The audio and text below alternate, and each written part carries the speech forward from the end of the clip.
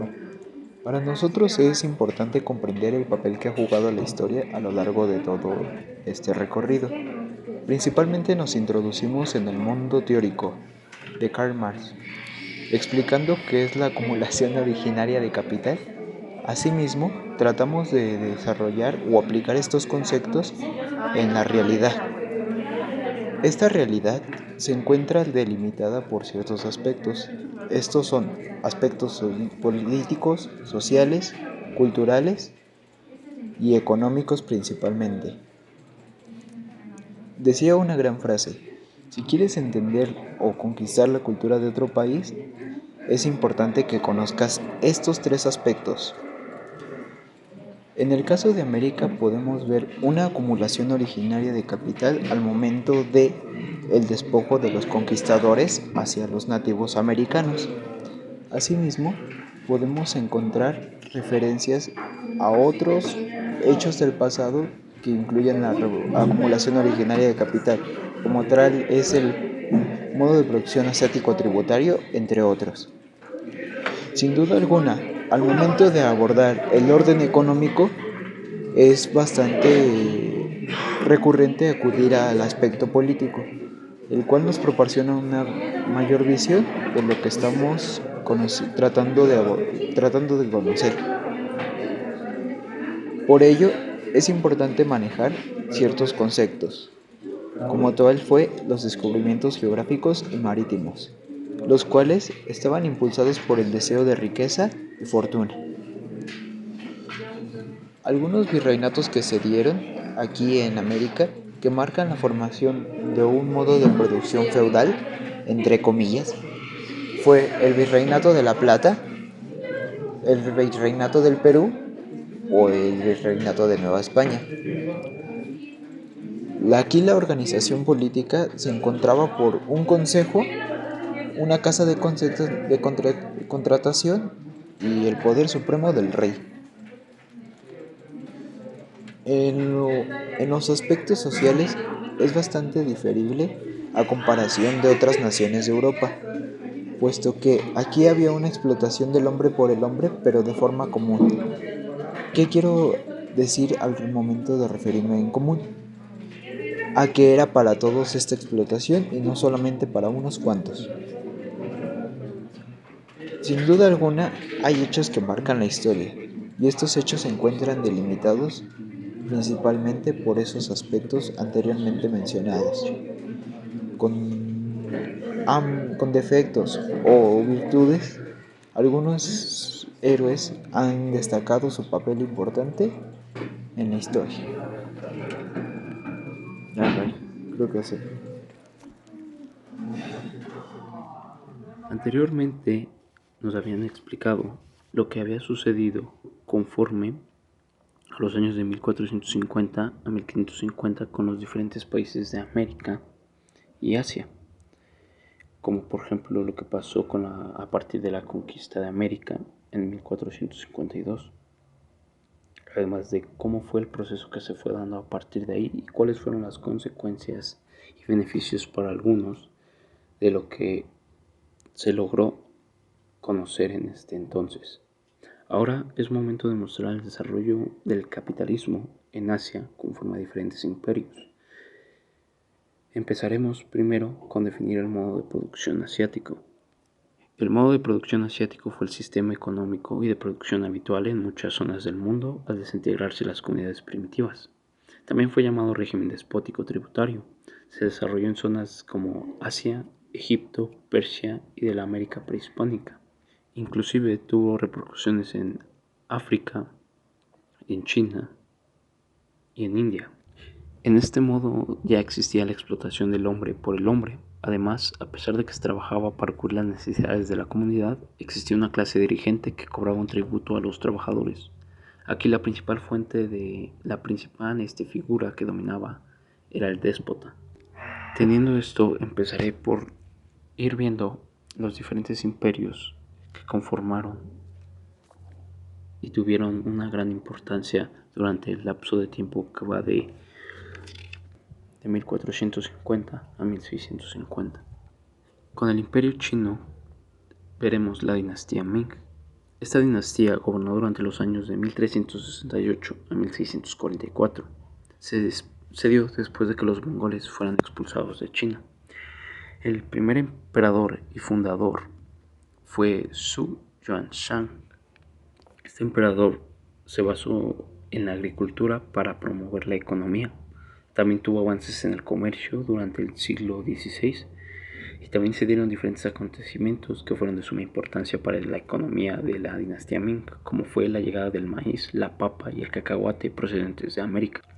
En la política tenemos que las dinastías tenían un emperador, el cual tenía todo el poder y al morir heredaba su trono a sus descendientes. Existían funcionarios que apoyaban al emperador y hacían que se hiciera lo que él decía. En la sociedad estaba dividida en diferentes partes, como eran los comerciantes y artesanos, los notables, la familia y la posición de la mujer eran importantes. Se encontraban los campesinos y además se dio la elaboración de censos. Se intensificó la protección en Japón contra ataques de piratas japoneses. En su cultura podemos observar grandes acontecimientos, como por ejemplo en la educación, exámenes para aspirantes y funcionarios letrados. También se perfeccionó el esmalte sobre barniz vidriado que permitía decorar la porcelana, mejoras literarias. En la religión, el confucianismo era la religión que predominaba. También estaba el taoísmo y el budismo. Todo ello es muy importante ya que tuvo diferentes avances y repercusiones en la historia. Y gracias a ello se ha logrado hacer que este país sea una de las potencias en el mundo. Ahora veremos el Imperio japonés. Este se dio durante los años de 1338. Para ser exactos, en el siglo XVII se dio en Japón un sistema el cual era para controlar y tener el dominio sobre las personas, las tierras. Se dio un tipo de feudalismo. Como sabemos, este sistema se basa en un señor feudal que posee tierras y es dueño de ellas, y el vasallo es un sirviente que se encuentra a su servicio. En este caso, en Japón existía una aristocracia militar la cual tenía mucha importancia en este tiempo, conocido como el shogunato. Este poder militar fue tomando más poder. En este caso podemos ver las relaciones del señor y el vasallo. Este tipo de régimen o proceso militar que se dio en Japón se dio en un principio en el año de 1185. Con el tiempo este poder se había formado y todo ello fue controlado por la familia Ashikaga, quienes gobernaron y dieron comienzo al shogunato Ashikaga. En esta parte nos enfocaremos en dos periodos de la historia japonesa, referidos al shogunato Ashikaga y el periodo Azuchi Momoyama. Ellos fueron importantes ya que con ellos se dieron acontecimientos importantes y ayudaron a la unificación de Japón. Empezaremos con ver el periodo Azuchi Momoyama. Este periodo se dio por tres dictadores, daimyo, Oda Nobunaga, Toyotomi Hideyoshi y Tokugawa Ieyasu. Ellos sometieron a las diferentes familias que existían en esta época. Esta transición dio comienzo en 1560, cuando Oda Nobunaga logró detener un ataque hacia la ciudad de Kioto, donde se concentraba todo el poder del imperio y era un símbolo del poder. Entonces él con ello logró tener una ventaja teniendo el poder y así dejando atrás el periodo que fue del shogunato Ashikaga. Entre sus aspectos económicos podemos ver que tuvo gran poder sobre Japón. Se terminó con el dominio de la familia Ashikaga. El poder militar tenía gran importancia para someter e intimidar. Seguía en pie el poder feudal. Se dio un comercio exterior e interior, como por ejemplo el comercio de seda con China. Entre los aspectos económicos podemos ver la unificación de Japón, el desarrollo económico y social con la política externa e interna en Japón, la división jerárquica de la sociedad japonesa. También podemos ver aspectos sociales como las relaciones exteriores con europeos, portugueses y holandeses, la intervención de China en Japón, un sistema también que distinguía lo militar de las actividades agrarias y comerciales. Los aspectos culturales, por ejemplo, su arquitectura vivió una época de esplendor con sus grandes construcciones en las ciudades castillo. Y también se persigue a los misioneros cristianos que en este momento intentaron intervenir y no se les permite la entrada a Japón. Tenemos después de todo esto, de estos dos primeros emperadores, el imperio shogunato Tokugawa, que va de 1603 a 1750, con el último de los tres dictadores, que fue el reinado de Tokugawa Ieyasu, quien durante su reinado se conoció como la Gran Paz en Japón. Su nueva sede de poder fue en la ciudad de Tokio, sustituyendo a Kioto como capital del país. Entre los aspectos económicos podemos ver el predominio de la agricultura, el inicio del desarrollo comercial y artesanal, una mejora general en el nivel de vida de las cuatro clases. Se tenía una economía nacional unificada, se dio un crecimiento urbano a fines del siglo XVIII, una expansión del mercado de artículos de consumo. También en lo político se dio una política llamada Bakuhan. Se basa en el equilibrio mantenido por dos instituciones que eran importantes, que era el shogunato Bakufu, que ellos eran la autoridad nacional, y los daimyo, que era la autoridad local. La figura del emperador seguía manteniéndose como parte de representación simbólica. Se tuvo una política de aislamiento. Los japoneses no podían ir al extranjero. Con ello también se dio una limitación del comercio. Ello permitió a Japón desarrollarse y crecer económicamente. También en lo social podemos ver que la población creció rápidamente y agotó los recursos que se encontraban. También los mercaderes aumentaron su poder social y político. Constituyeron una parte importante de la jerarquía social. Quienes más tenían problemas o padecían de carencias eran los campesinos. Por ello igual se dieron diferentes disturbios durante esta época.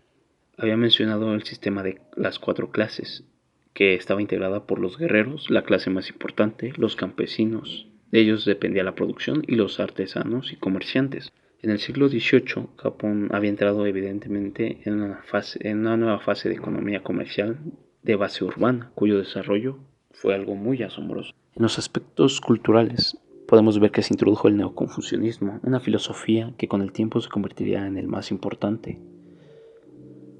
También se dio una tendencia anticristiana. En la educación se centró en la filosofía confucianista con elementos sintoístas, influencia de textos científicos holandeses también.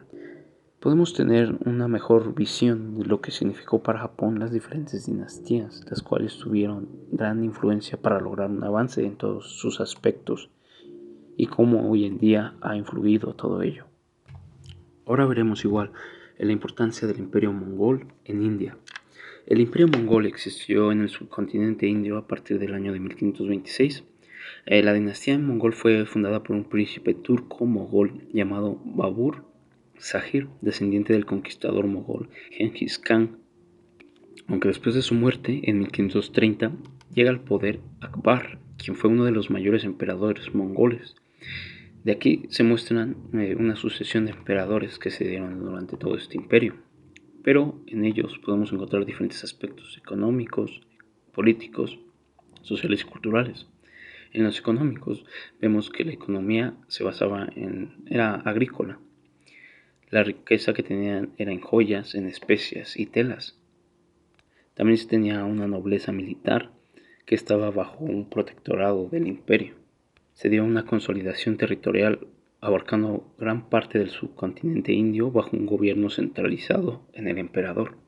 Más adelante, con el reinado de Aurangzeb, se llegó a abarcar casi todos los territorios de la India.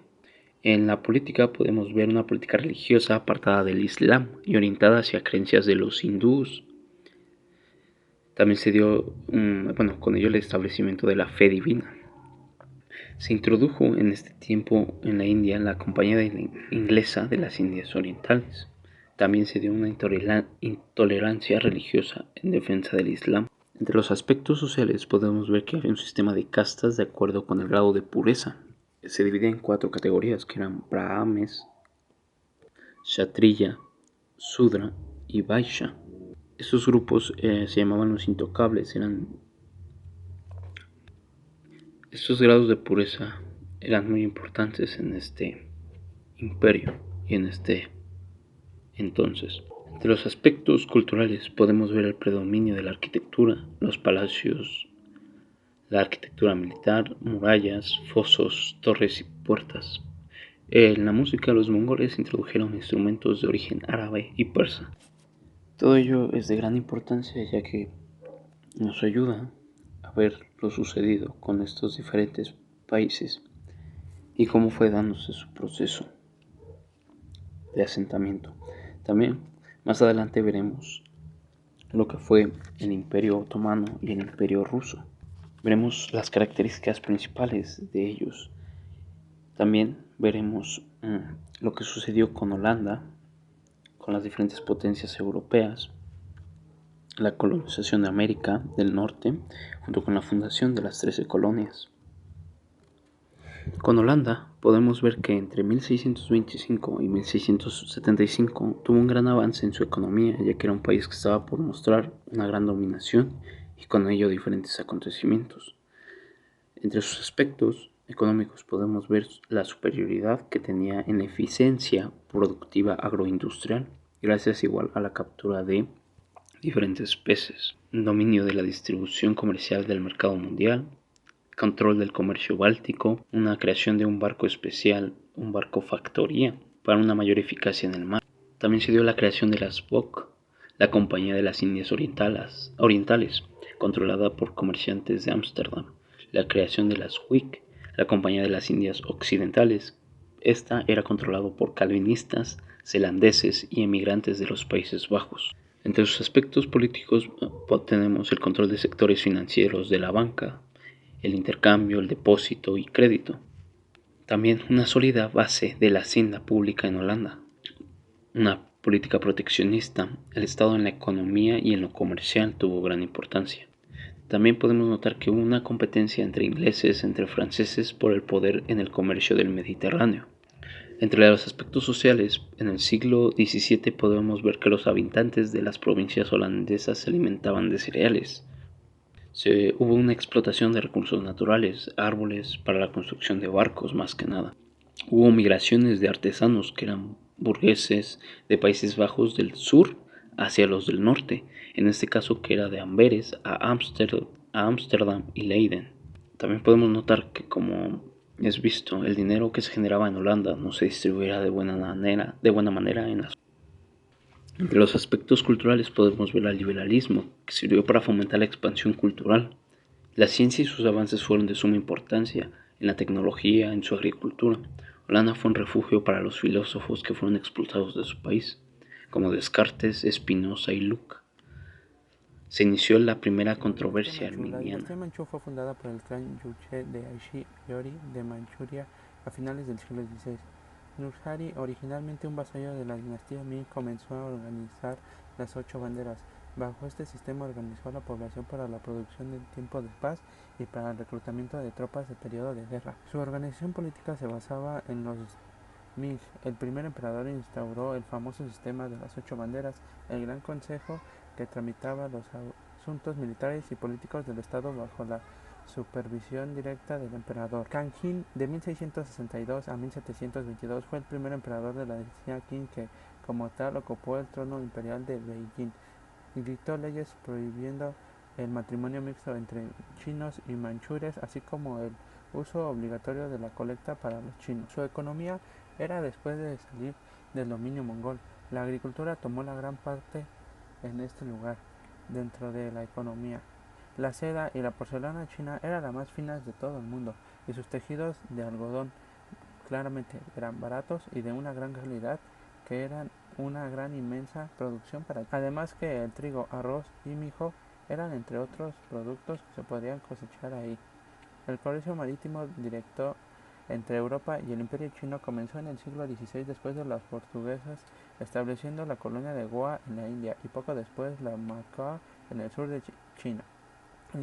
El principal puerto comercial de este periodo fue el de la ciudad Cantú, donde para comienzos del siglo XVIII se había desarrollado una florencia comunista del Han y agentes comerciales europeos. Esto llegó a la guerra del opio, que eran los intereses comerciales que crearon el contrabando británico de opio en la India y China, y los esfuerzos del gobierno chino por imponer sus leyes en ese comercio. El comercio marítimo directo entre Europa y el Imperio Chino comenzó en el siglo XVI y el opio se triangulaba de la siguiente manera.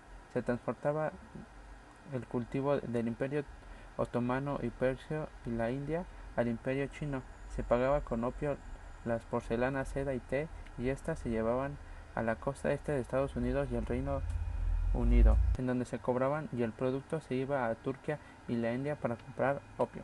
Sus aspectos sociales. De manera general puede decirse que la estructura tradicional de la sociedad china, incluyendo sus costumbres, se mantuvieron sin cambios radicales hasta el siglo XIX, lo que sobresale de los primeros siglos de la época Qin fue el rápido crecimiento de la población, parcialmente en la segunda mitad del siglo XVIII. Su cultura. En China ha existido una separación de los humanos y lo divino, aunque los dos están interconectados. Los seres sobrenaturales tenían injerencias sobre los humanos y mala conducta si traían calamidades. El yin y el yang era uno de ellos en su cultura, el cual era representado de dos formas. El yin es el elemento masculino asociado con la fuerza y la claridad, y el yang asociado con la mujer, la oscuridad y la mentira. El imperio japonés, Shogunato Tokugawa, de 1650 a 1832, régimen establecido a fines del siglo XVI mediante el siglo XIX. Sistemas instaurados por Shogun Tokugawa Ieyasu, dictadura militar, sometida al emperador de Japón, Shogun general y jefe de las fuerzas armadas.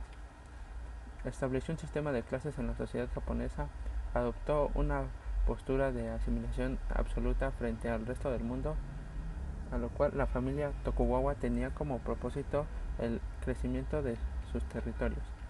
El aspecto político era que habían cambios drásticos en la milicia. Algunos monasterios estuvieron en contra y otros se eliminaron violentamente. Más de 3.000 templos destruidos y miles de muertos. Se crea una política anticristianista en 1641. Los aspectos culturales de este es el desarrollo del lenguaje estuvo aislado con el excepto de la llegada de los Namajín, los bárbaros del sur, los portugueses y después de los holandeses. Sus aspectos sociales son para mantener el control y la paz. El Shun divide la sociedad en tres grandes clases. La primera eran los guerreros, la segunda los campesinos y la tercera eran los artesanos y comerciales. Los primeros eran valetanos y gobernantes. La segunda eran los campesinos que vivían en territorios rurales encargados de la mayor parte del trabajo y de los impuestos. Y los artesanos y comerciantes eran mal vistos para Confucio. Ellos no producían nada. A menudo eran más ricos que los propios samuráis a los que debían de servirles. El imperio mongol fue un imperio musulmán que existió en el suministro indio a partir del año 1526. La dinastía mongola fue fundada por el príncipe turco mongol llamado Babur. Él era descendiente de la conquista mongol Genghis Khan. Babur fue expulsado de Asia Central, por lo que decidió encontrar un nuevo lugar para establecer su imperio. Durante su etapa de oro, los mongoles dominaron casi todo el subcontinente indio y extendieron su dominio hasta parte de Afganistán. Akbar fue un gobernante del imperio mongol desde 1556 hasta 1605. Se le considera el mayor de los emperadores mongoles. Es el primero de los emperadores mongoles que realmente puede administrar su imperio. Durante el apogeo, el imperio tuvo 6 grandes soberanos, los cuales eran Humayun, Bababar, Jayagur, Akbar, Aurangzeb y Shahjahan. Sus aspectos económicos era que existían más de 1 millón de habitantes, abundaban en bienes de lujos, tenían una economía agrícola muy buena, riquezas en joyas, especies y telas. Sus aspectos sociales eran que los administradores no recibían tierras sino un sueldo, así estos se podían considerar servidores públicos profesionales y no señores feudales. Los gobiernos eran de origen turco y estaban muy interesados en fomentar el cultivo de las bellas artes. Estos también exportaban materias primas. Llegaron a primeros puertos portugueses y franceses, pero los que prevalecieron fueron los ingleses. Con la apertura del canal de Suez de 1869, el tiempo y el costo de los viajes por mar a India se redujeron. Con ello aumentó las actividades comerciales, que consistía en llevar a Gran Bretaña materias primas y vender a India manufacturas británicas. Sus aspectos culturales era que el imperio incorporó una serie de culturas nuevas de los habitantes de la región, y los hindúes adoptaron aspectos de la cultura persa y árabe. Esta era que tenían tanto en música como en cultura un nuevo idioma que era la mezcla de estas dos. La herencia mongol se manifiesta también en el patrimonio arquitectónico de Pakistán e India, las mezquitas, palacios o fuertes que pueblan su territorio. El Taj Mahal, el edificio más famoso del Imperio Mongol, su construcción del quinto gran mongol y su amada esposa, que ambos ahí están. El Imperio Otomano. Los orígenes del que llegaron a ser un vasco imperio cuya duración se prolongó hasta 1924, modesto en el siglo XVIII. Sus aspectos políticos eran que la época dorada del Imperio Otomano corresponde al periodo entre mediados del siglo XV a finales del XVI, cuando los sultanes seguros de su dominio en Europa oriental dirigieron su atención sobre Asia. La era de Selim I, 1496 a 1520, interesados en extender el imperio hacia los territorios musulmanes del Medio Oriente, conquistado parte de Egipto y Siria, así como las ciudades santas de Islam, la Meca y Medina. Proclamándose protector de estos lugares, con estas conquistas el imperio llegó a ser un vastísimo territorio que se extendió desde el río Danubio hasta el Golfo de Adén. La era de Selim, llamado el Magnífico, de 1520 a 1560, cuyo reinado coincidió algunos años con el del emperador alemán Carlos V y con los primeros tiempos del reinado de Felipe II de España. En esta época el Imperio Otomano mantuvo una situación de guerra. Continua con los reinos cristianos de Europa, a excepto de Francia, que mostró una postura muy ambigua dada la enemistad entre el soberano Francisco I y Carlos V. Su economía. Conviene destacar que una de las razones para la consolidación y permanencia del Imperio Otomano fue la existencia de una sólida base económica.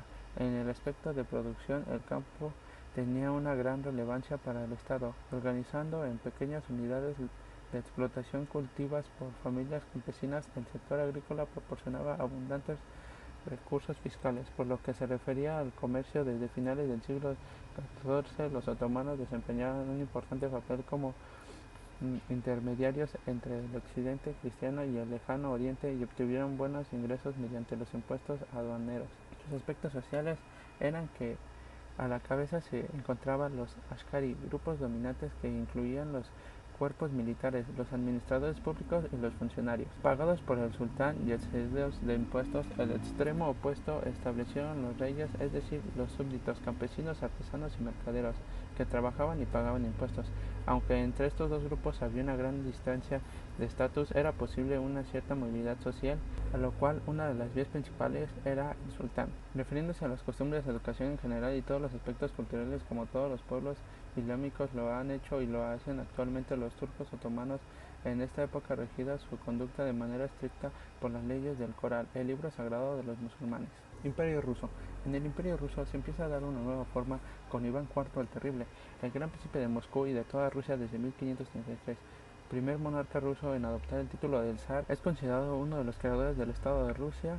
Impulsó las artes y las letras, además de introducir la imprenta en Rusia. Una de sus más grandes campañas militares fue la conquista de los Kanatos tártaros para controlar la totalidad del río Volga. El zar comenzó las guerras con Linovia para conseguir una salida al mar Báltico. Se volvió un gobernante psicópata, fanático religioso y autoritario.